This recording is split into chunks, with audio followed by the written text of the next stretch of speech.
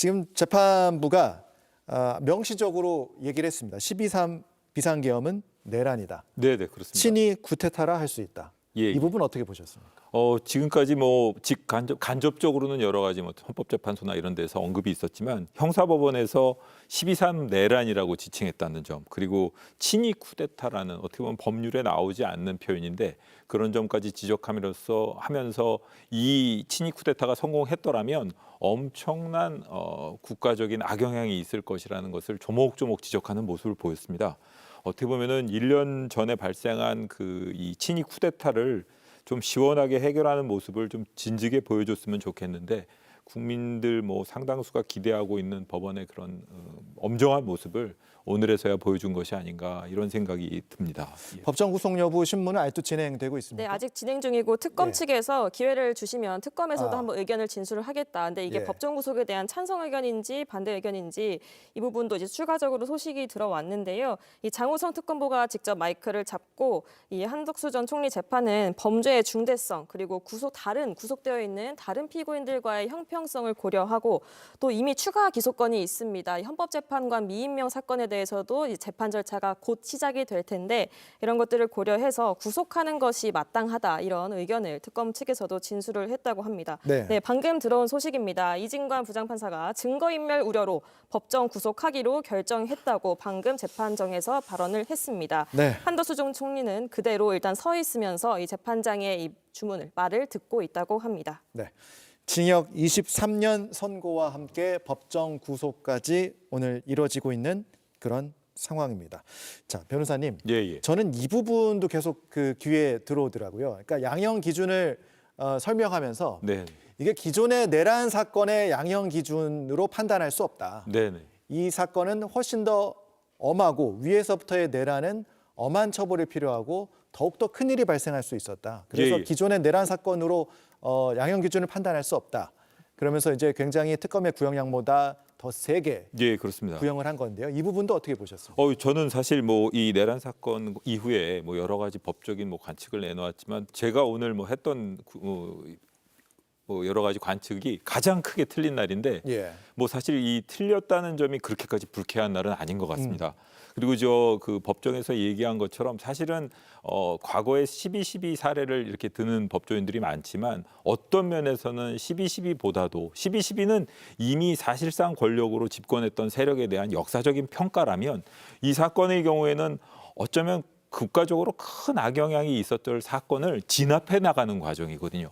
그런 과정에서 이 사건에 대해서 엄정하게 평가하지 않는다면 그리고 엄정한 조치를 취하지 않는다면 앞으로도 계속 국론 분열이라든가 혹은 이 계엄, 윤어게인 세력이라든가 이런 사람들에 의해서 국가가 혼란해질 수 있다는 점, 그런 점에 대해서 우려를 표명하고 또 이 사건의 그 중대성이나 위험성을 아주 다각도로 검토한 끝에 23년을 선고한 것이 아닌가 싶습니다. 네. 사실 이 형량이 앞으로 다른 사건이 병합되고 그런다 그러면 특별하게 아주 변동이 있지 않을 그는 하나의 기준을 제시했다고 볼 수도 있어서 다른 그 피고인들도 아마 지금 오늘 판결을 보고 상당히 긴장하지 않을까 이런 생각이 듭니다. 그 부분을 잠시 후에 여쭤보고 조 기자, 지금 법정에서 추가적인 속보 상황 들어온 게 있습니까? 네, 이 법정 구속 여부를 밝힌 다음에 재판부가 그 3시 9분경 선고를 마치고 재판부는 퇴정을 했다고 합니다. 예. 한덕수 전 총리가 이제 보통 법정 구속이 되면 구속 피고인이 가는 통로로 퇴정을 하게 되는데 아직 그 부분은 이제 안에서 확인할 수 없고 이제 법정 구속된 이후에 재판부에 인사를 하고 그대로 서 있는 모습으로 선고가 마쳤다고 합니다. 이제 기자들이 먼저 퇴정을 하게 되면서 내부 상황은 더 이상 좀 확인하기는 어려운 상황이고요.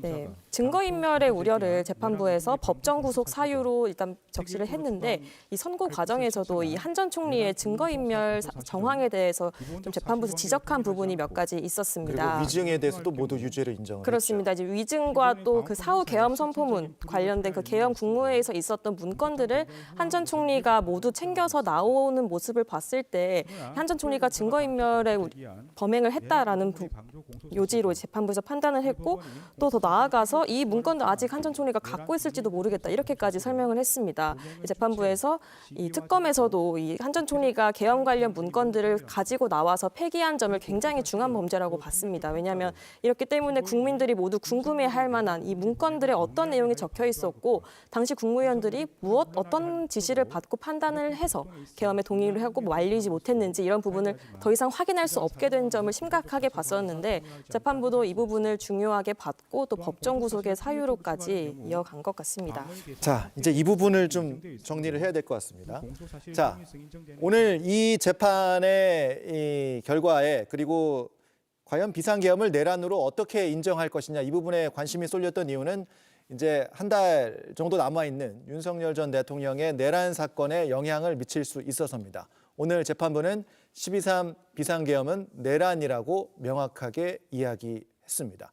자, 그럼 오늘 이 재판부의 판단은 뭐 다른 재판부긴 합니다만 예. 윤석열 전 대통령의 사건에 어떤 영향을 미치게 될지 어떻게 판단하십니까? 당연히 뭐 다른 재판부의 판단에 영향을 주지 않을 수가 없고요. 사실 그 한덕수 전 총리에 대한 그 내란 중요임무 종사를 유죄로 인정하더라도 기본적인 사실관계, 그러니까 유죄로 인정하기에 필요한 아주 최소한의 전제적인 사실관계만 인정하고 유죄 판결을 선고할 수도 있습니다. 하지만 오늘 그 재판부에서는 아주 상당한 시간을 들여가지고 약 20여 분간에 걸쳐서 뭐 단순한 그 법적 판단을 넘어서 가지고 문제가 되는 그 하나하나 지점, 논점이 되었던 그런 지점 모두 다 사실관계를 하나하나 상세히 설명하면서 사실로 인정을 했고 그것을 유죄 인정의 그 내란죄 일종의 그 인정된 범죄 사실로 삼았습니다. 그런 점에 비춰보아서 아주 큰 의미가 있다고 볼 수가 있는 것이고요. 다른 재판부에서도 특별한 다른 반대 증거가 있지 않은 한 지금 이 재판부에서 인정한 사실관계에 어느 정도 영향을 받지 않을 수가 없습니다. 그렇기 때문에 앞으로 그 2월 19일 선고를 앞두고 있는 그 윤석열 피고인에 대한 재판뿐만 아니라 사실 오늘 이 범죄 사실이나 사실 인정을 놓고 보면 그 피고인의 이름을 다른 국무위원으로 바꿔도 되지 않을까라는 정도로 상세하게 국무위원들의 의무라던가 책무 이런 상황에서 어떻게 행동했어야 되는지 그런 것을 아주 그냥 엄정하게 꾸짖듯이 이야기됐는데요.